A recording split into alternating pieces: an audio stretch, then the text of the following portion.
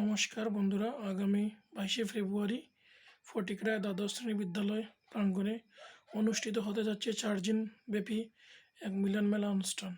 এই মিলন মেলা অনুষ্ঠানের প্রধান উদ্যোক্তা মাননীয় মন্ত্রী শ্রী সুধাংশু দাস মহোদয়কে অসংখ্য ধন্যবাদ জানাই। মেলা কথার অর্থ হলো মিলনস্থল।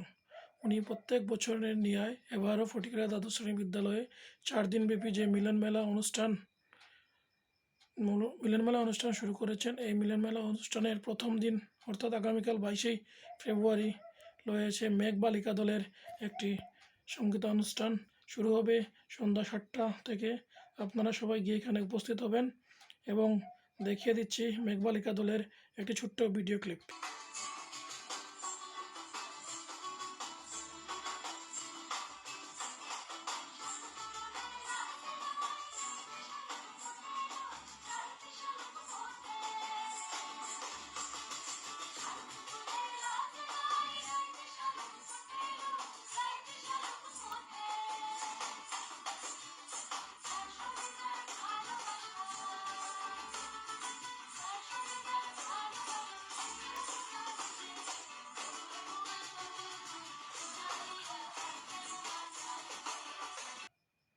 ধন্যবাদ সবাইকে।